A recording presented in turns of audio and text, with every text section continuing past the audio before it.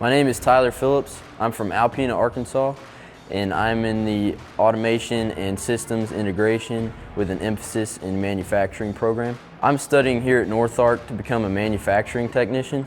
That includes a lot of automation and manufacturing equipment like programming robots and programming CNC mills and lathes.